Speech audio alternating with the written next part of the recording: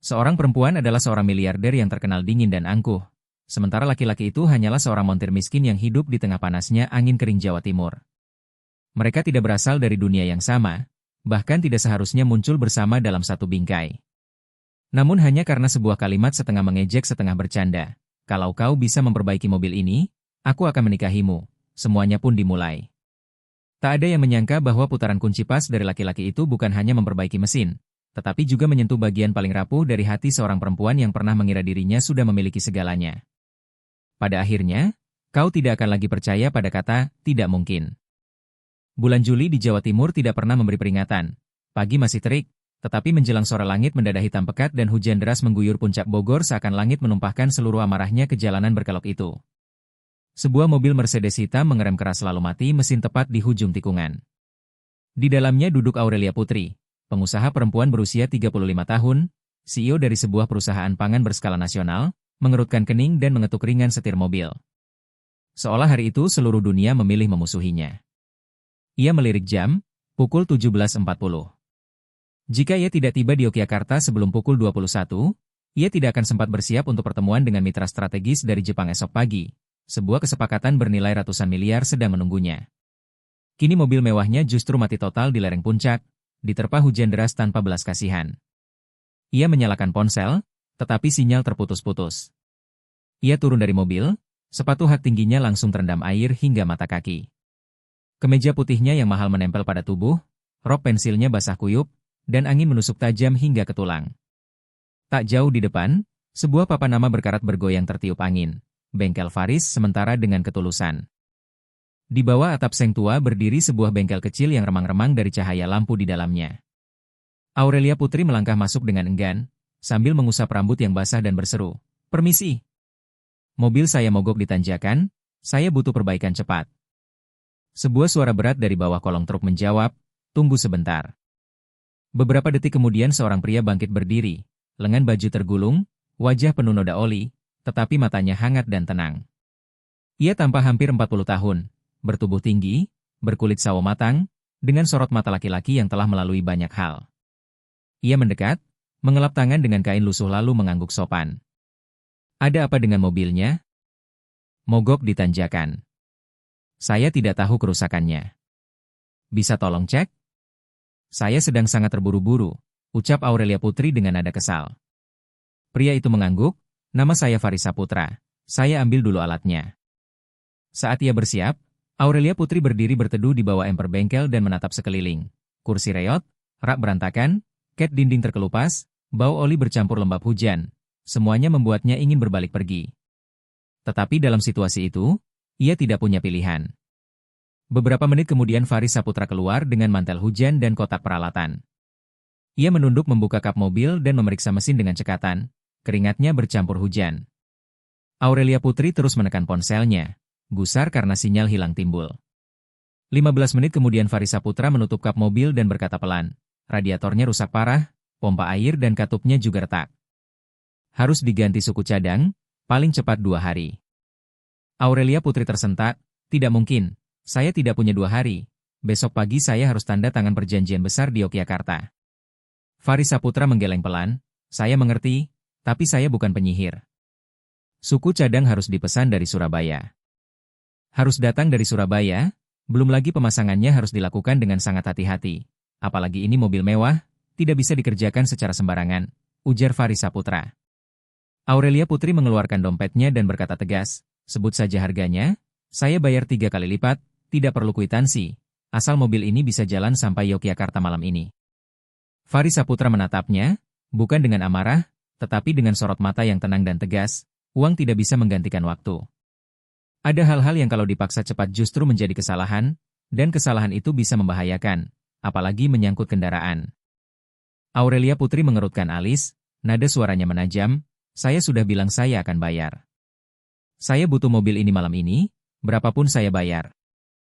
Faris Saputra memotong, "Saya tidak menjual keselamatan demi uang." Hening pun menyelimuti ruangan kecil itu. Di luar, hujan deras masih mengguyur seakan bersekongkol dengan kebuntuannya. Aurelia Putri menatapnya, lalu tanpa engge dia mengucapkan kalimat setengah bercanda namun getir, "Kalau kau bisa memperbaiki mobil ini malam ini juga, saya akan menikahimu."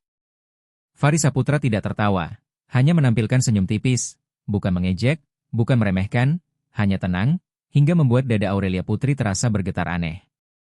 Tiba-tiba terdengar suara anak kecil dari dalam rumah. Ayah, siapa itu?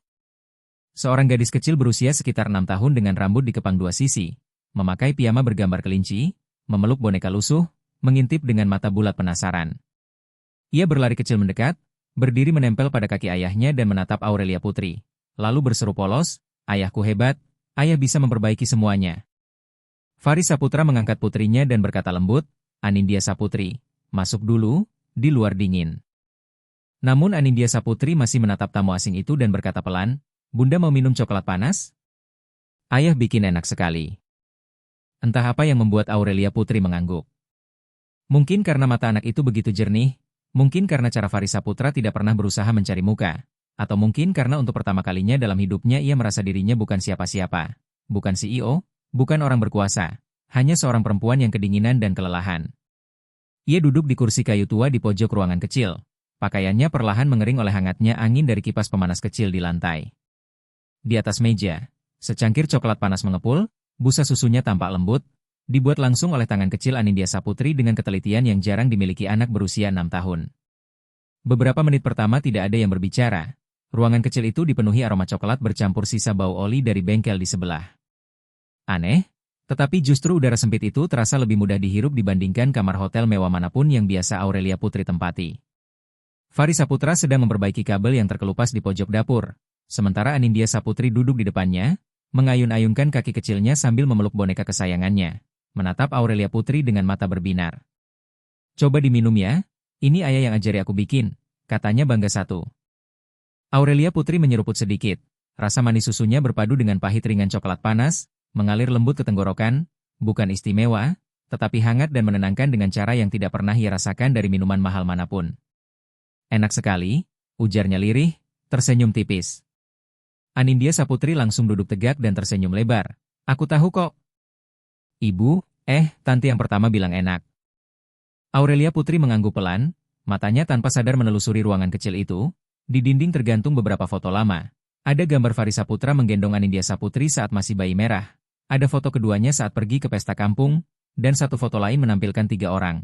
Fari Saputra, Anindya Saputri, dan seorang perempuan muda berwajah cantik namun tajam dan dingin, yang jelas tidak tersenyum di dalam gambar. Aurelia Putri menebak itu pasti istri lamanya. Tanpa sadar ia bertanya pelan, "Istrimu kemana?"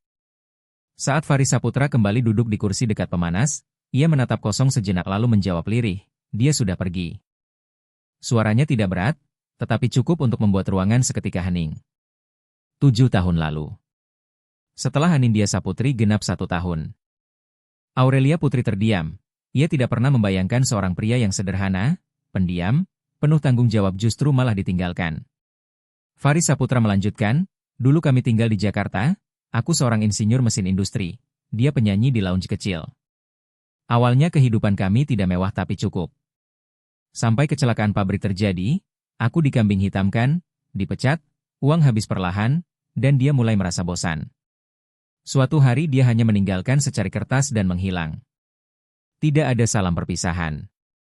Ia menoleh sekilas pada Anindya Saputri yang sedang memainkan bonekanya, lalu berkata pelan, "Aku tidak menyalahkannya. Setiap orang berhak memilih jalan hidupnya. Aku memilih tinggal, karena kalau aku ikut pergi, anak ini tidak akan punya siapa-siapa." Kata-katanya membuat Aurelia Putri kesulitan membalas. Seorang pria yang seharusnya bisa duduk di ruang kantor ber-AC, kini memilih sebuah bengkel kecil dan hidup dengan kedua tangannya demi putrinya. "Apa kau pernah menyesal?" tanyanya lirih sambil menatap cangkir coklat panas yang mulai mendingin. Fari Saputra tersenyum kecil, senyum yang jujur tanpa kepahitan. "Dulu iya. Tapi lama-lama aku sadar aku tidak kehilangan apapun. Aku masih hidup, masih melakukan apa yang aku bisa. Dan aku punya putri luar biasa yang menghormatiku bukan karena uang, tapi karena kerja kerasku." Aurelia Putri kembali diam. Kata-kata itu masuk perlahan seperti air merembes ke celah yang selama ini ia tutupi dengan kesuksesan, jabatan, dan harga diri. Ia teringat masa kecilnya, rumah besar, sopir pribadi, asisten rumah tangga, tetapi tak satu pun pelukan. Orang tuanya hanya hadir saat ia membawa piala, sertifikat, atau gelar. Tidak pernah sekalipun mereka bertanya apakah ia bahagia. Ia menela napas dalam-dalam dan bertanya, "Kau tidak takut suatu hari Anindya Saputri menyalahkanmu karena tidak bisa memberi kehidupan yang mewah?" Faris Saputra menatapnya, kali ini lurus dan yakin. "Takut. Tapi aku percaya yang paling dia butuh bukan rumah besar atau mainan mahal, tapi sosok ayah yang selalu ada, selalu mendengar, dan selalu mencintainya. Aku tidak tahu apakah aku ayah terbaik, tapi aku melakukan yang terbaik." Aurelia Putri menunduk, menyembunyikan air mata yang nyaris jatuh. Entah karena ruangan yang hangat, atau karena kata-kata itu terlalu jujur. Tiba-tiba Anindya Saputri bertanya polos, "Tante sudah punya anak belum?" Aurelia Putri tersenyum kecil, menggeleng. "Belum. Menikah pun belum." Gadis kecil itu mengerutkan dahi. "Lo kenapa?" "Tante cantik. Kata mama dulu kalau cantik pasti dapat suami kaya." Aurelia Putri tertawa tipis. "Dulu aku juga berpikir begitu. Tapi ternyata ada orang yang kaya tapi sendirian." Anindya Saputri menoleh lugu. "Kalau tante nikah sama ayah, tante tidak sendirian lagi ya?" Seketika Aurelia Putri dan Faris Saputra sama-sama terbelalak. Faris Saputra cepat-cepat terkekeh canggung. "Anindya, jangan ngomong sembarangan." Namun gadis kecil itu hanya bicara dengan ketulusan sepenuhnya. Seolah hal itu adalah hal paling sederhana di dunia. Seperti membuat secangkir coklat panas. Aurelia Putri memandangnya lama lalu berbisik pelan. "Kalau seseorang sungguh mencintaimu, mungkin kau memang tidak sendirian lagi." Juga merupakan bisikan yang sesungguhnya ia tujukan pada dirinya sendiri. Ruangan itu kembali hening. Namun bukan lagi keheningan yang canggung, melainkan keheningan yang pelan-pelan menata ulang perasaan. Di luar, hujan masih turun, tetapi tidak lagi menggila. Angin melewati atap kayu seakan ikut mereda. Di dalam rumah kecil itu, di bawah cahaya lampu temaram dan bunyi detik-detik dari jam dinding tua, ada sesuatu yang perlahan berubah. Aurelia Putri menyandarkan tubuhnya dan memejamkan mata. Untuk pertama kalinya setelah sekian lama, pikirannya tidak dipenuhi kontrak, rapat pemegang saham, atau angka-angka, melainkan aroma coklat panas, tawa anak kecil, dan tatapan tenang seorang montir yang tidak pernah tunduk pada uang. Ia tidak tahu apakah besok ia bisa sampai ke rapat, apakah ia masih memiliki jabatan ketika kembali. Tetapi saat ini, ia hanya tahu satu hal, ia tidak ingin pergi, belum sekarang. Sebab kadang manusia memang harus tersesat di tanjakan untuk akhirnya menemukan orang yang menunjukkannya jalan pulang. Pagi tiba perlahan, hujan tinggal gerimis tipis seperti salam perpisahan. Di rumah kecil milik Faris Saputra, Aurelia Putri terbangun lebih awal dari biasanya.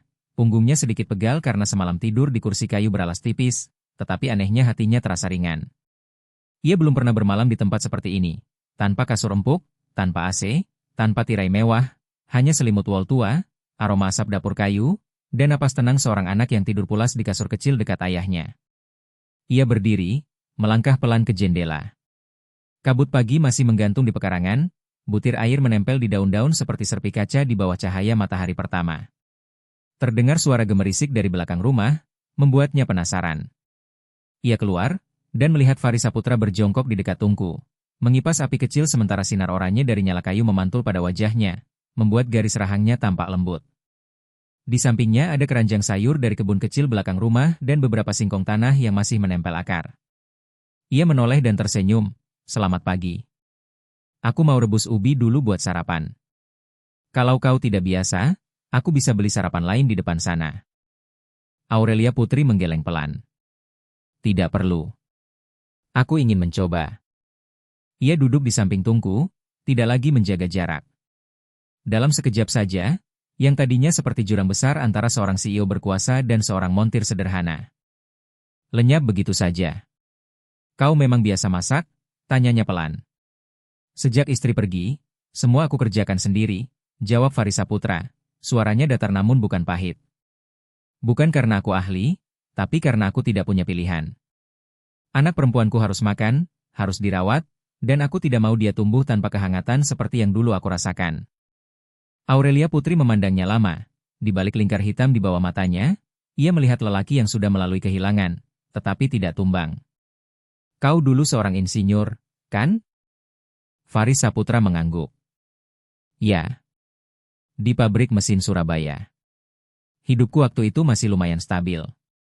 Sampai kecelakaan itu terjadi, sistem pendingin rusak, mesin terbakar, dan karena aku yang berjaga, aku dijadikan kambing hitam. Tidak ada bukti, tapi aku harus keluar. Saat itu Anindya Saputri baru 6 bulan. Ia berhenti sejenak, menatap api yang mulai membara seolah menyaksikan kembali masa paling pahit itu. Istriku dulu penyanyi di lounge, cantik dan penuh ambisi. Dia pernah sangat mencintaiku. Tapi dia bilang tidak tahan hidup yang makin sempit. Suatu hari aku pulang dari bengkel, dan yang tersisa hanya secari kertas dan ayunan bayi yang kosong. Aurelia Putri merasakan tenggorokannya mengencang. Ia membayangkan pria ini berdiri sendirian memegang bayi, kehilangan pekerjaan sekaligus kehilangan pasangan dalam satu waktu. Aku tidak punya banyak uang. Lanjutnya, maka aku bawa Anindya Saputri kembali ke kampung dekat Batu Malang, membuka bengkel kecil warisan ayah, dan sejak itu aku lakukan apapun yang bisa. Memperbaiki motor, memasang pompa air, membetulkan kipas, asal anakku tidak kekurangan cinta. Aurelia Putri terdiam. Selama ini ia mengira dirinya kuat dan mandiri, tidak butuh siapa-siapa. Tetapi di depan lelaki ini, ia justru merasa kecil untuk pertama kalinya. Apa kau pernah marah pada istrimu? Tanya Aurelia Putri pelan. Faris Saputra menggeleng, matanya melunak. Pernah. Tapi kemudian aku sadar, memelihara amarah itu seperti menelan racun dan berharap orang lain yang mati. Dia memilih pergi, dan aku memilih tetap tinggal. Dan aku tidak menyesal, karena aku punya Anindya Saputri. Dada Aurelia Putri seakan ditarik ke dalam. Ia tiba-tiba ingat dirinya juga pernah ditinggalkan. Meski bukan secara fisik, orang tuanya tetap ada, tapi sunyi. Makan malam tanpa obrolan, pujian hanya ketika ia menang penghargaan, kehadiran tanpa kehangatan. Ia tumbuh dengan prestasi sebagai tameng, bukan sebagai nimfui. Kau tidak takut Anindya Saputri tumbuh tidak lengkap tanpa ibu? Tanyanya lagi. Faris Saputra menatapnya, kali ini tajam namun lembut. Aku tidak bisa menggantikan peran ibu. Tapi aku bisa mengajarinya apa itu kasih sayang. Setiap hari aku bacakan dongeng, ajari dia mencuci tangan sebelum makan, menyelimutinya saat ia terbangun malam-malam. Itu caraku menambal kekosongan. Kata-kata itu menghantam sunyi dalam dirinya. Tidak pernah ada yang membacakan dongeng untuknya, tidak pernah ada selimut hangat selain pelayanan. Cinta, bagi dirinya, selalu punya syarat, skor tinggi, tender dimenangkan, target dicapai. Ia berdiri, memunggungi dapur kecil itu untuk menyembunyikan air mata yang hampir jatuh. Faris Saputra tidak menegur, hanya memasukkan ubi pertama ke dalam panci air mendidih. Tidak lama kemudian Anindya Saputri bangun, mengucek mata, lalu berlari kecil ke arah teras. Begitu melihat Aurelia Putri, ia berseru senang, "Tante, hari ini tinggal main sama aku lagi ya?" Aurelia Putri membungkuk memeluknya, pelukan kecil itu seakan mengisi celah di dalam dirinya. "Tante bisa tinggal sampai siang. Tapi sore aku harus kembali ke Yogyakarta." Gadis kecil itu menatap polos, "Aku maunya tante tinggal selamanya." "Tante mau jadi mamaku?" Dari dapur kecil terdengar napas tercekat. Faris Saputra hampir menegur, tapi tatapan Aurelia Putri lebih dulu bertemu dengan matanya. Tidak marah, tidak terkejut, hanya sunyi dan jujur. Ia membelai rambut anak itu pelan, seolah mengakui kebenaran yang kadang hanya mata seorang anak yang dapat melihat. Angin pagi sejuk melintas dari kebun, membawa aroma ubi rebus dan tawa kecil yang jernih. Dalam detik itu, Aurelia Putri menyadari bahwa ada jalan yang kelihatannya berbelok, tetapi sesungguhnya justru mengantarkan seseorang pulang ke tempat yang tepat. Dan ada pria-pria yang tanpa gelar, tanpa jas, tanpa sorotan, tetap mampu membuat seorang perempuan kuat belajar diam dan menghormati. Pagi itu, di dapur sederhana yang diguyur udara basah Jawa Timur, seorang perempuan yang dulu yakin tidak butuh siapapun mulai mempercayai hal lain. Sore hari langit akhirnya cerah. Setelah 2 hari hujan, cahaya matahari menetes lembut ke halaman kecil rumah Faris Saputra. Daun-daun pisang masih memantulkan sisa air hujan seperti pecahan kaca. Aurelia Putri duduk di kursi kayu depan rumah, rambutnya diikat sederhana, memakai kemeja longgar pinjaman Faris Saputra, dan sandal plastik kecil milik Anindya Saputri, karena sepatu haknya telah rusak. Ia membantu menggulung kertas menjadi perahu kecil lalu mengapungkannya ke genangan air hujan. Tawa Anindya Saputri terdengar jernih, menghapuskan segala sesak yang masih tersisa. Meski pikirannya sedikit terseret pada rapat pemegang saham yang ia lewatkan dan pertemuan Jepang yang gagal ia hadiri, anehnya ia tidak takut. Mungkin karena untuk pertama kalinya dalam hidup ia diizinkan berhenti, dan benar-benar menjadi manusia, bukan jabatan. Tiba-tiba suara mesin mobil terdengar dari jauh. Aurelia Putri mengernyit, bunyi itu terlalu halus dan mahal untuk daerah ini. Sebuah mobil Lexus LX 600 putih mutiara melaju perlahan ke arah bengkel. Pengemudi keluar dari mobil itu, membuat jantung Aurelia Putri seketika menegang. Lelaki itu adalah Rizky Mahendra, wakil direktur operasional perusahaannya, bekas rekan kepercayaan, dan juga mantan kekasihnya. Setelan abu-abu pas badan, sepatu hitam mengilap menginjak tanah keras dengan nada menghina. Wajahnya dingin, tatapannya tajam seperti bilah pisau ketika menyapu sekitar, lalu berhenti pada pemandangan Aurelia Putri duduk bersama Anindya Saputri. Tidak kusangka, Aurelia Putri, katanya dengan nada separuh mengejek, separuh marah. Hilang 3 hari tanpa kabar, dan ternyata kau di sini, bermain rumah-rumahan. Aurelia Putri berdiri, memeluk Anindya Saputri secara refleks, not true karena takut, tapi karena kehadiran laki-laki itu membawa energi beracun yang tidak ingin ia biarkan menyentuh anak kecil ini. Untuk apa kau datang? Tanyanya, berusaha menjaga ketenangan. Untuk mencari kau, jawab Rizky Mahendra sambil mendekat. Suaranya merendah, namun tajam, kau melewatkan rapat terpenting tahun ini. Mitra Jepang sudah terbang pulang. Pemegang saham murka, saham jatuh 4%, dan kau di sini. Dengan seorang montir dan anak kecil di rumah reot ini. Saat itu Faris Saputra keluar dari bengkel, tangan masih berlumur oli, kausnya lembab oleh keringat. Ia tidak bicara, hanya berdiri tenang, tanpa sedikit pun rasa minder. Aurelia Putri menatap Rizky Mahendra dan berkata tegas, pilih kata-katamu. Lelaki itu tertawa kering, aku hanya menyampaikan fakta.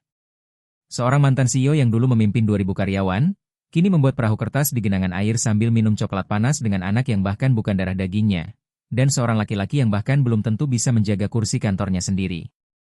Aurelia Putri mengepal tangan, hampir melangkah maju, namun Anindya Saputri lebih dulu bersuara. Suaranya polos namun tajam seperti anak panah kecil, Om bilang ayahku, orang itu? Ayahku hebat. Ayah bisa memperbaiki mesin, memasak enak, bercerita sebelum tidur, dan ayah tidak pernah membuatku sedih. Keheningan jatuh seperti batu. Aurelia Putri menatap Anindya Saputri penuh kasih, mengusap kepalanya. Bagus sekali, bisiknya sebelum menegakkan tubuh dan menatap Rizky Mahendra dengan sorot mata yang belum pernah ia tunjukkan sebelumnya. Kau datang untuk apa? Mengancam agar aku kembali? Kalau begitu, kau pulang saja. Aku tidak sudi hidup digerakkan oleh rasa takut lagi. Rizky Mahendra menahan napas sekejap, lalu menyipitkan mata. Kau tahu bukan? Dewan akan rapat darurat. Mereka akan mencopotmu secara resmi. Kalau kau tidak mundur sukarela, mereka akan mempermalukanmu di depan seluruh pemegang saham. Kecuali kau tanda tangan pengalihan hak aku dan kembali hanya sebagai penasihat simbolis. Setidaknya reputasimu masih utuh. Tidak, jawab Aurelia Putri tenang. Aku tidak butuh reputasi. Aku butuh kebenaran. Jangan bodoh, desis Rizky Mahendra. Kau memilih apa? Seorang montir kumuh dan anak yang bukan darahmu? Atau seluruh karir yang kau bangun 10 tahun? Aurelia Putri menatap balik, suaranya jernih, kokoh, tanpa sedikit pun goyah. Aku memilih hal yang membuatku bahagia. Ruang seakan membeku. Lalu Rizky Mahendra tertawa sinis, berbalik, dan sebelum masuk kembali ke mobilnya berkata dingin, kau akan menyesal. Dan aku akan pastikan dunia melihat itu. Pintu mobil tertutup keras, suara mesin meraung, dan Lexus itu menghilang, menyisakan debu yang terbang di udara. Tapi Aurelia Putri tetap berdiri kokoh, menggenggam tangan Anindya Saputri. Faris Saputra mendekat perlahan dan berkata lembut, kau tidak harus melakukannya. Aurelia Putri menoleh, matanya berkilat namun suaranya mantap, aku harus. Karena untuk pertama kalinya dalam hidup, ada seseorang yang membutuhkan aku bukan karena jabatan atau keuntungan. Tatapan Faris Saputra berubah, bukan lagi keras, tetapi penuh hormat. Ia mengusap kepala putrinya. Anakku hari ini sangat berani. Anindya Saputri terkikik, soalnya ada Ibu Aurelia Putri di sini. Kata itu, Ibu, menembus dadanya seperti cahaya hangat. Bukan karena kewajiban, bukan karena formalitas, tapi karena kepercayaan. Ia memeluk Anindya Saputri erat. Senja jatuh pelan ke halaman kecil itu, suara jangkrik mulai terdengar, aroma tanah basah masih tertinggal di udara, dan sesuatu yang menyerupai rumah muncul dalam dadanya. Angin sore bertiup pelan, seolah membawa pergi kekhawatiran, tekanan, dan lapisan dingin yang selama ini membungkus dirinya. Di halaman kecil rumah seorang montir sederhana dan seorang anak kecil yang polos, Aurelia Putri, perempuan yang dulu pernah memimpin sebuah kerajaan bisnis, merasa dirinya kecil, rapuh, tetapi justru lebih merdeka daripada sebelumnya. Untuk pertama kalinya, ia tidak takut memilih jalan yang berbeda dari apa yang dunia harapkan. Karena kebahagiaan sejati, kadang sesederhana berdiri tegak di tengah orang-orang yang menertawakanmu dan berkata, "Aku memilih lain." Hari-hari berikutnya, Batu Malang memasuki musim cerah. Cahaya matahari merambat di antara pepohonan, angin lembut seakan menenangkan jiwa seorang pengembara yang baru saja melepaskan beban bertahun-tahun. Aurelia Putri mulai terbiasa dengan ritme hidup pelan di tempat itu. Setiap pagi menyapu halaman bersama Faris Saputra dan Anindya Saputri, memasak, kadang membantu membersihkan peralatan bengkel atau mencatat pesanan perbaikan. Ia tak pernah menyangka bisa merasa sedamai ini tanpa gelar CEO di pundaknya. Hal-hal yang dulu membuatnya tak bisa tidur, gaji karyawan, tender bernilai miliaran, rantai pasokan, kini terasa jauh seperti bayangan yang menguap pelan. Seolah sebuah ruangan yang tertutup rapat akhirnya dibuka jendelanya, dan udara segar masuk pertama kali setelah bertahun-tahun. Namun ketenangan itu tidak berlangsung lama. Sore itu, ketika Aurelia Putri tengah mencuci kipas mesin untuk dipasang kembali, Faris Saputra masuk dengan ponsel di tangannya. Wajahnya datar namun sorot matanya menunjukkan sesuatu yang berbeda. "Kau harus lihat ini," katanya pelan sambil menyerahkan layar ponsel. Aurelia Putri menyekat tangannya lalu menerima ponsel itu. Sebuah video berdurasi lebih dari 3 menit sedang viral di media sosial. Di dalamnya tampak Rizky Mahendra duduk rapi dalam wawancara di stasiun TV nasional, berbicara dengan nada halus namun syarat sindiran. "Kami menghormati keputusan cuti mendadak dari Ibu Aurelia Putri.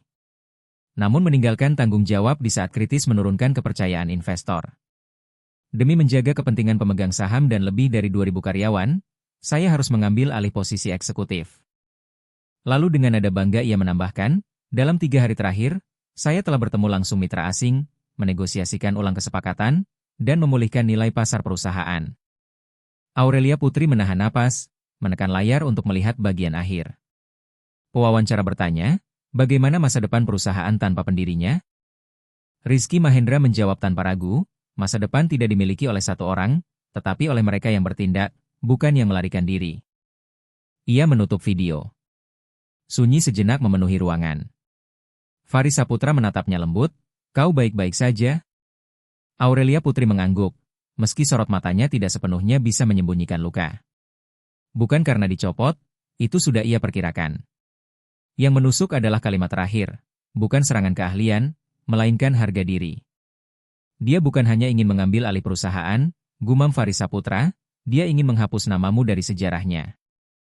Aurelia Putri duduk, menarik napas berat. Dia selalu berpikir dialah penyelamatku. Saat kami masih bersama, dia yakin tanpa dia aku tidak pernah bisa berdiri. Dan sekarang dia ingin buktikan itu pada seluruh dunia. Faris Saputra tidak berkata banyak, karena ia bukan lelaki yang menenangkan lewat kata-kata. Ia menenangkan lewat keberadaan.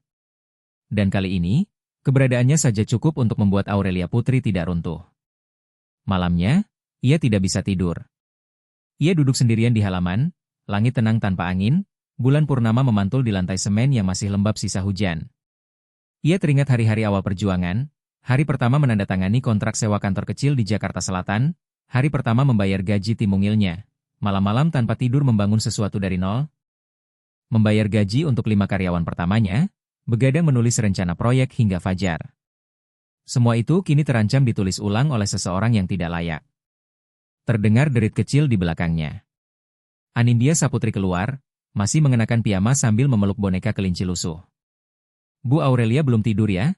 tanyanya pelan. Aurelia Putri mengusap kepala anak itu lembut sambil berkata bahwa ia memang belum bisa tidur. Anindya Saputri naik ke kursi kayu, duduk di sampingnya. "Dulu aku juga begitu. Waktu ibu meninggal, aku sering duduk di sini lihat bulan sama ayah. Kata ayah, kalau kita sedih bulan itu teman terbaik, karena bulan tidak banyak bicara tapi selalu ada." Aurelia Putri menoleh, matanya memanas. "Kamu pintar sekali." Anindya Saputri tersenyum lebar. "Itu kata ayah, tapi aku pikir Bu Aurelia tidak perlu sedih karena ada orang yang tidak mengerti. Aku mengerti Bu Aurelia itu orang baik."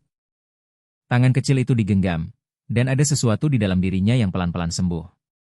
Keesokan paginya, Aurelia Putri bangun lebih awal, membuka laptop dan menghubungkan jaringan dari ponsel Faris Saputra. Ia masuk ke sistem perusahaan lamanya yang masih memberinya akses sementara selama 30 hari. Ia memeriksa dokumen demi dokumen, dan menemukan sesuatu yang janggal.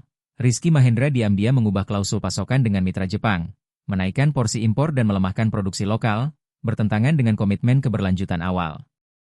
Jantungnya berdegup keras. Ia mengunduh seluruh berkas dan memotret email internal sebagai bukti. Saat Faris Saputra masuk, ia langsung membaca raut wajahnya. Ada apa? Aurelia Putri menatap layar. Rizky Mahendra sedang menghancurkan semua nilai inti yang dulu kita bangun. Kalau kontrak itu disahkan, perusahaan hanya jadi tukang kemas tanpa jiwa. Lalu kau akan? Aurelia Putri menarik napas panjang. Aku harus terbang ke Jakarta. Faris Saputra mengangguk. Aku antar ke bandara. Aurelia Putri menatapnya, terima kasih, karena selama ini membiarkanku hidup sebagai diriku sendiri. Untuk pertama kalinya, Faris Saputra memeluknya lebih dulu, bukan sebagai orang yang rapuh, tetapi sebagai seorang pejuang yang sedang mengisi ulang kekuatannya sebelum turun ke medan. Angin tenang, tapi semua tahu badai sedang menunggu. Ia tiba di Bandara Soekarno-Hatta sore hari. Langit lembab dan berat, seakan mencium aroma konflik yang akan pecah. Ia hanya membawa koper kecil dan tas laptop berisi bukti-bukti itu. Sudah lama ia tidak merasa setenang ini.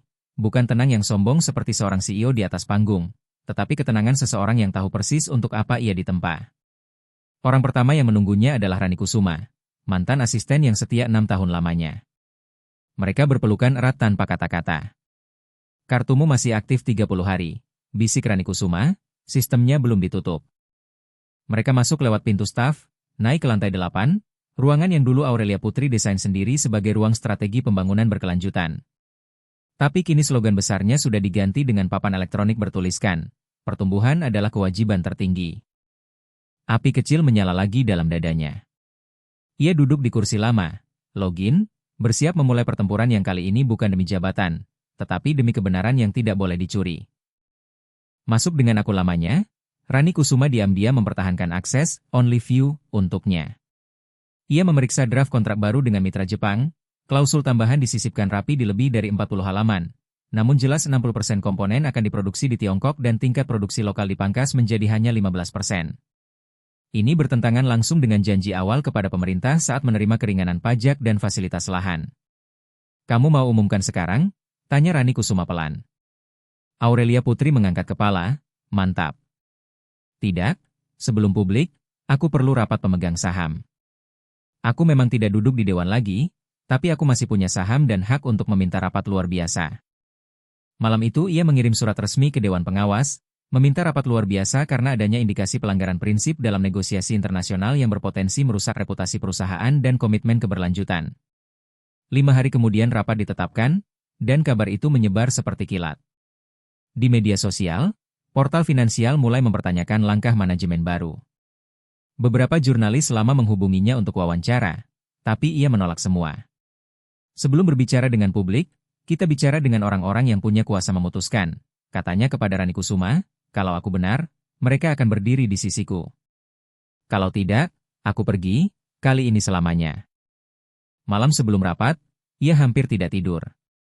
Di apartemen kecil yang disewanya sementara, lampu meja menyinari tumpukan dokumen penuh sticky notes dan coretan spidol merah. Di atas meja tergeletak satu foto lama, dirinya dan Rizky Mahendra berdiri berdampingan saat menerima penghargaan CSR. Dulu mereka tampak setara, kini dipisahkan oleh jurang yang tak mungkin dijembatani. Keesokan paginya, ia melangkah masuk ke ruang rapat pemegang saham. Ruang megah berlapis kaca yang dulu menjadi tempat ia mempresentasikan visi, kini berubah menjadi arena konfrontasi.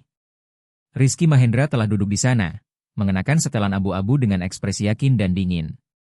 Di sampingnya 3 pemegang saham besar lain, orang-orang yang dulu mendukungnya, tapi kini tatapannya sudah berbeda. Ketua Dewan membuka sidang dengan suara datar, terima kasih Ibu Aurelia hadir, silakan sampaikan alasan permintaan rapat. Aurelia Putri berdiri, menarik napas panjang. Saya tidak datang untuk merebut kursi. Saya datang karena perusahaan ini bukan hanya badan hukum, ini adalah janji, kepercayaan, dan komitmen yang pernah kita ucapkan pada masyarakat, pada pemerintah, dan jutaan pelanggan bahwa kita bertumbuh dari kekuatan dalam negeri. Ia memutar selide berisi bukti. Ini kontrak baru yang diselundupkan tanpa persetujuan Dewan, 60% impor dari Tiongkok, tingkat lokal tinggal 15%. Ini pengkhianatan.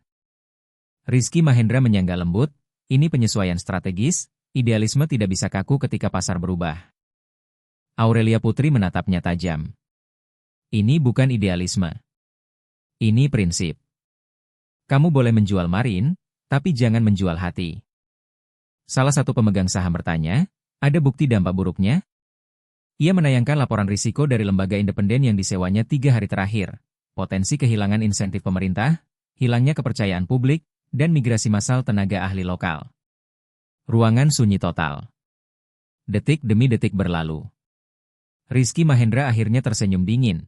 Jadi kau ingin merebut perusahaan lagi dengan senjata moral? Aurelia Putri menjawab tenang. Aku tidak merebut apapun. Aku hanya menjaga agar apa yang kita bangun tidak berubah menjadi alat serakah. Hasilnya mengejutkan, 3 pemegang saham netral memilih menunda kontrak, membuka investigasi internal, dan membentuk komite pengawas yang ditunjuk pemerintah. Rizky Mahendra keluar dari ruang rapat tanpa sekalipun menoleh padanya. Sore itu juga Aurelia Putri mengundurkan diri dari perusahaan. Kali ini bukan karena kalah, tetapi karena selesai dengan pertempuran yang tidak lagi sejalan dengan nuraninya. Ia tidak butuh jabatan, tidak butuh gelar, tidak butuh menang. Ia hanya butuh tahu bahwa apa yang ia bangun masih tetap bernapas. Saat kembali ke Malang, hujan turun lagi. Faris Saputra berdiri di mulut gang membawa payung besar. Anindya Saputri berlari keluar, menyoraki, Bu Aurelia pulang. Ibu menang ya? Aurelia Putri berjongkok memeluknya. Tidak, ibu tidak menang siapa-siapa. Ibu hanya menepati janji. Di bawah hujan awal musim itu, air mata jatuh bukan karena sedih, tapi karena seseorang akhirnya pulang menjadi dirinya sendiri. Faris Saputra bukan pria yang pandai bicara. Sejak kecil ia lebih mengerti suara mesin daripada suara manusia. Bila mesin meraung, ia tahu di mana lukanya. Bila mesin berdetak halus, ia tahu hatinya sudah sembuh.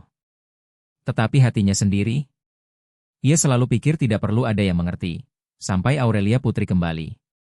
Selepas rapat itu, berita tentang keberaniannya menyebar kemana-mana. Banyak orang menyebutnya penjaga api nilai, mantan CEO yang memilih prinsip ketimbang panggung.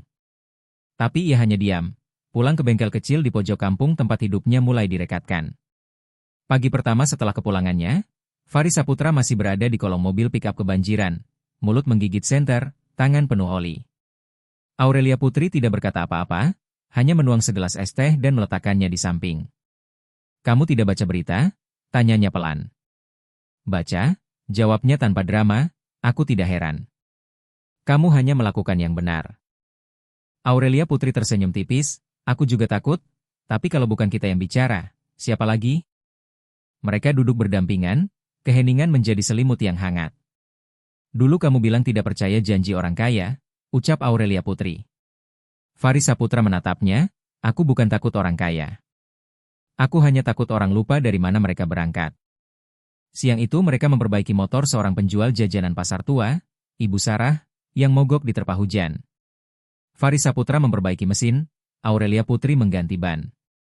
Mereka bukan lagi CEO dan montir miskin, melainkan 2 manusia yang duduk di cung sisi nilai. Saat mesin kembali menyala, Ibu Sarah menekan seikat kue tradisional ke tangan Aurelia Putri. Kamu kembali ke sini itu berkah, nak. Ia hanya menunduk, terima kasih, ini nanti aku makan bareng dia.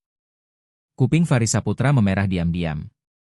Menjelang sore, Faris Saputra membawa 2 gelas kopi susu. Kopinya tidak seenak di Jakarta, katanya. Aurelia Putri menyesap dan tersenyum, tapi rasanya jujur. Faris Saputra duduk lagi dan berdeham pelan, Aurelia, aku mau tanya sesuatu sejak lama. Apa? Waktu itu, malam hujan, kamu bilang kalau aku bisa memperbaiki mobilmu. Kamu akan? Aurelia Putri tertawa, memotong kalimatnya, kamu memang memperbaikinya. Ia mendekat, menatapnya lekat-lekat. Tapi pertanyaannya sekarang, kamu berani menikahi seseorang seperti aku tidak? Seseorang yang pernah sombong, pernah pergi, dan pernah melukaimu? Faris Saputra tidak menjawab dengan kata-kata. Ia hanya meraih tangan Aurelia Putri, meletakkannya di dadanya. Dulu jantung ini berdetak saat kamu pergi. Sekarang jantung ini berdetak karena kamu kembali. Mata Aurelia Putri basah. Untuk pertama kalinya dalam hidupnya, ia merasa rapuh, dan tidak malu karenanya. Menampakkan kejujuran yang selama ini tidak pernah ia biarkan siapapun melihat. Malam itu ia tidak pulang. Ia dan Faris Saputra duduk di depan bengkel, mendengarkan lagu lawas dari radio peninggalan kakeknya. Penyanyinya membawakan lagu cinta pelan yang tidak menuntut kata-kata. Mereka hanya menyandarkan bahu, dan cinta cukup hadir lewat keberadaan. Hari-hari berikutnya, mereka mulai memperbaiki bengkel, menambah layanan kendaraan listrik, belajar teknik baru. Aurelia Putri menggunakan jaringan lamanya untuk membantu Faris Saputra membeli peralatan pabrik dengan harga dasar, sementara Faris Saputra hanya tertawa. Tangan ini masih cukup, mesin hanya alat bantu. Ia tetap menyimpan sahamnya di perusahaan besar, tetapi tidak kembali. Ia memilih menjadi penasihat independen untuk usaha muda daerah, membuka kelas kewirausahaan berkelanjutan. Murid-muridnya kebanyakan mahasiswa daerah, buruh yang ingin alih profesi, dan juga orang-orang yang dulu seperti Faris Saputra, hanya belajar dari jalanan.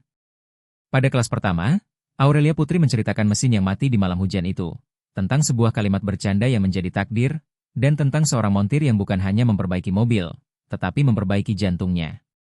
Kewirausahaan tidak dimulai dari gedung tinggi, katanya, tetapi dari janji pada diri sendiri. Kemanapun kau pergi, jangan lupa pulang. Ruangan bertepuk tangan, Faris Saputra duduk di pojok hanya tersenyum tenang. Di luar, motor tua Ibu Sarah lewat dan membunyikan klakson 2 kali seolah menyapa. Langit bulan Agustus biru tanpa cacat. Aurelia Putri berdiri di depan pintu kelas memandang bengkel. Angin sepoi lewat di rambutnya, dan di dadanya.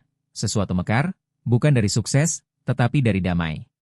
Dan entah di titik mana di dalam hati Faris Saputra, mesin yang ia rawat bertahun-tahun akhirnya menemukan orang yang membuatnya berdetak lagi. 3 hari hujan musim gugur membuat kampung sunyi seperti lagu latar bagi badai yang mulai bergerak dari arah Jakarta. Korporasi besar mulai menyerang keras setelah Aurelia Putri mendirikan unit independen. Orang mengira setelah rapat pemegang saham dan dukungan publik besar-besaran, situasi akan tenang. Tetapi tidak, Rizky Mahendra, kini sebagai wakil presiden operasional, muncul di majalah bisnis elit dan berkata, strategi tidak bisa dikendalikan oleh emosi. Kami bekerja untuk pemegang saham, bukan untuk mimpi naif tentang keberlanjutan. Sehari setelahnya, dokumen internal Aurelia Putri disebar ke internet. Media hitam menuduh, mantan CEO kabur untuk menghindar tanggung jawab, perempuan yang menghancurkan profit karena moralitas. Email ancaman masuk, berhenti, atau kami buat lebih buruk. Faris Saputra membaca dan mengepal tangan, siap berangkat ke kantor pusat untuk menghadapi. Tetapi Aurelia Putri menahan bahunya, tidak sepadan. Itu yang mereka mau, amarah. Ia duduk, membuka laptop, dan menulis tanggapan. Tidak panjang, tidak menyerang, hanya satu kalimat kebenaran. Aku memilih benar, bukan mudah. Malam itu tulisan itu viral. Namun keesokan paginya, sebuah tim inspeksi bangunan tiba di bengkel. Ada laporan bahwa tempat ini menyerobot tanah negara, kata seorang pria berjas hujan dengan wajah kaku. Faris Saputra tertegun, bengkel ini warisan ayah saya dengan sertifikat sah. Tapi mereka tidak peduli. Mereka mengukur, memotret, merekam. Seorang petugas muda mendekat diam-diam dan berbisik, Bu, ini permainan kotor. Mereka mau jatuhkan ibu di sini. Rani Kusuma berbisik pelan, Bu Aurelia, saya tahu ini permainan kotor, tapi saya hanya jalankan perintah. Mereka ingin menjatuhkan nama ibu. Malamnya, saat lampu bengkel dipadamkan, seseorang melempar kantong sampah ke gerbang sambil berteriak dari motor tanpa pelat. Perusak ekonomi. Faris Saputra mengejar namun tak terkejar. Ia kembali dengan rahang mengeras, menggenggam tangan Aurelia Putri. Aku tidak tahan lagi. Mereka menjadikanmu sasaran dan kita hanya diam? Aurelia Putri menuang 2 gelas air, menyerahkan satu padanya, yang benar tidak perlu berteriak. Cukup berdiri tegak. Aku tidak mau anak kita nanti tumbuh di negeri tempat orang menang lewat ancaman. Ia menatapnya lama ketika Faris Saputra bertanya lirih, kamu tidak pernah ingin menyerah? Aurelia Putri menjawab, pernah. Tapi setiap kali ingin menyerah, aku ingat Ibu Sarah, para murid di kelas, dan kamu. Kalau aku mundur, aku mengkhianati semua itu. Esoknya, ia mengumumkan pendirian usaha baru, Bengkel Aurelia Faris. Bukan hanya bengkel, tetapi pusat pelatihan kerja bagi pemuda menganggur. Faris Saputra memimpin teknis, Aurelia Putri memimpin strategi. Serangan datang seketika, gugatan perdata menuduh pelanggaran kerahasiaan dagang, menuntut ganti rugi puluhan miliar rupiah dan larangan usaha 12 bulan. Publik terbelah, sebagian bilang peraturan harus ditegakkan, tetapi semakin banyak yang menyebut Aurelia Putri sebagai penjaga nurani bisnis. Keesokan harinya, Ratusan warga Malang berdiri berjejer di depan bengkel. Bukan demo, bukan spanduk, hanya kehadiran. Ada yang membawa sayur, botol air, atau amplop kecil berisi uang. Ibu Sarah datang paling depan, meletakkan mangkuk kue hangat di tangga. Jangan takut, nak, kami di sini. Seorang anak lelaki kecil maju, menyerahkan mobil mainan kaleng. Ibu memperbaiki mobil ayahku, jadi ini gantian aku memperbaiki mobil Bu. Aurelia Putri memeluknya sambil menangis. Dari Jakarta, seorang pengacara, mantan rekan lama yang kini muak pada kepengurusan baru, mengirim petisi dengan tanda tangan 200 pengusaha, akademisi, dan mantan pegawai. Kami berdiri bersama mereka yang menempatkan nurani di atas laba. Gugatan ditangguhkan, pengadilan meminta bukti lebih kuat. Tekanan publik membuat saham anjlok, Rizky Mahendra menghilang dari media. Lalu sebuah email pribadi datang dari ketua dewan. Saya minta maaf. Anda menang, Aurelia. Tapi ia tidak menjawab. Ia tetap menyapu bengkel, membuka kelas, dan membantu Faris Saputra memasang peralatan pelatihan.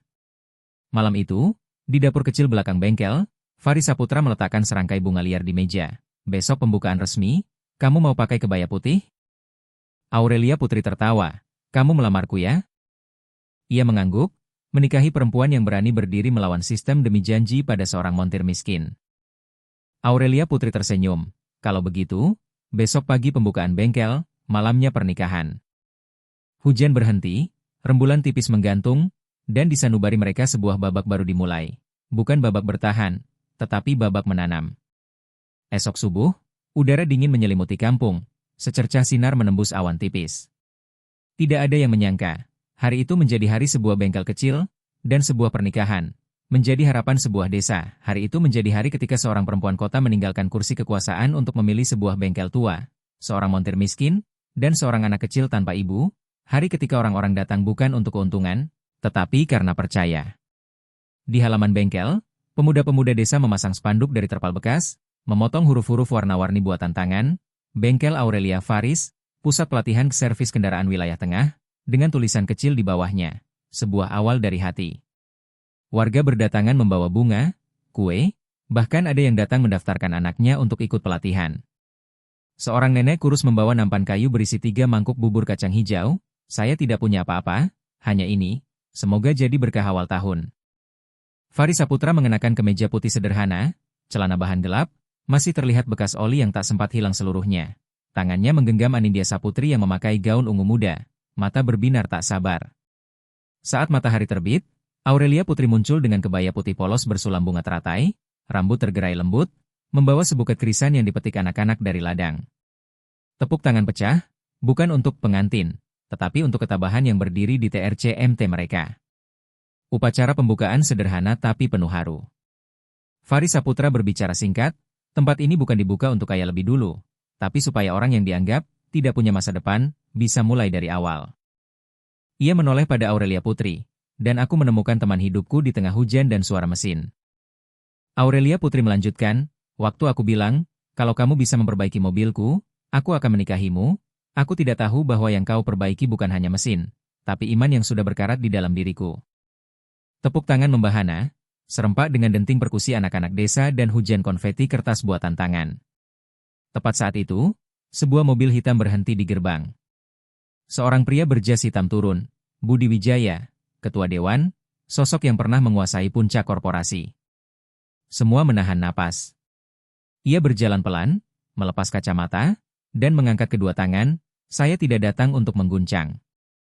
Saya datang menepati janji pada diri sendiri. Bila suatu hari Aurelia berani membangun dari nol, saya akan menunduk dan mengakui. Ia menyerahkan sebuah kotak kecil, dokumen penarikan gugatan dan sebuah amplop berisi bantuan pribadi sebagai permintaan maaf. Aurelia Putri tidak langsung mengambil, ia menatap Faris Saputra lalu menoleh ke warga. Saya menerimanya bukan karena uang, tapi karena saya percaya, manusia bisa berubah.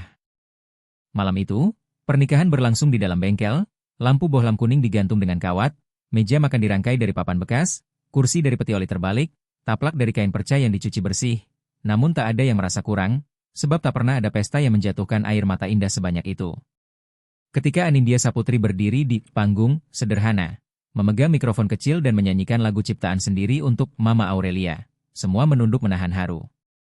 Mama, terima kasih sudah datang. Papa, Terima kasih tidak pergi. Rumah kita mungkin kecil, tapi hatinya luas. Aurelia Putri menangis, Faris Saputra memeluk keduanya, dan warga berdiri melingkar, bukan untuk menyaksikan seremoni, tetapi kelahiran sebuah keluarga baru, yang tidak lahir dari kekuasaan atau darah, melainkan dari kasih. Mencintai, bukan karena darah, tapi karena manusia. Malam setelah pesta usai dan tamu pulang, Faris Saputra dan Aurelia Putri duduk berdampingan di bawah lampu temaram.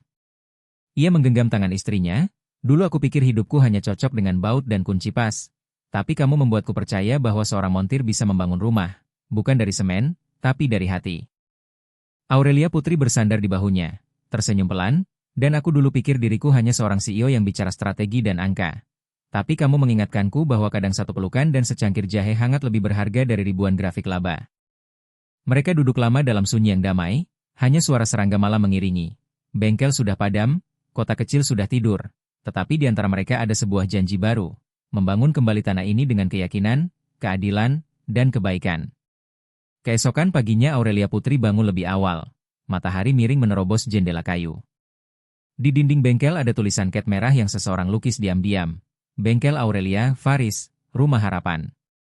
Ia tersenyum. Seekor burung pipit terbang melintasi atap seng, seolah mengabarkan era baru. Tidak ada badai, tidak ada perebutan, hanya perjalanan ke depan yang kini mereka tempuh berdua. Langit Maret berwarna biru pucat, angin dari laut menyisir hutan kecil di sepanjang lereng menuju Hanjar, pengganti Ohivan. Faris Saputra memarkir motor di bawah pohon cemara dan membawa 2 gelas kopi panas. Dingin? Ia menyerahkan segelas. Aurelia Putri menggeleng sambil memandang cakrawala. Dulu tiap kali jenuh aku datang ke perbatasan kecil ini, rasanya seperti berdiri di antara yang dulu dan yang mungkin. Faris Saputra duduk di batu besar. Aku juga pernah melewati tempat ini, tapi sebagai sopir truk tua yang hanya mengantar mesin rusak. Tidak pernah terpikir aku akan kembali, sambil menggenggam tanganmu. Mereka terdiam sebentar. Lalu Aurelia Putri berkata pelan, aku baru saja ditawari kembali ke jabatan lama, bahkan lebih tinggi, bukan di dalam negeri. Faris Saputra tidak terkejut, dan kamu belum jawab? Mereka beri aku 3 hari. Angin mengisi sela sunyi. Aurelia Putri menatap jarak jauh, aku tidak takut mulai dari nol, aku hanya takut kalau tinggal di sana aku kehilangan diriku lagi. Tapi kalau pergi, aku meninggalkan semua yang baru sembuh. Faris Saputra menautkan jemari, tidak ada pilihan yang paling benar, hanya yang paling membuatmu damai saat menutup mata.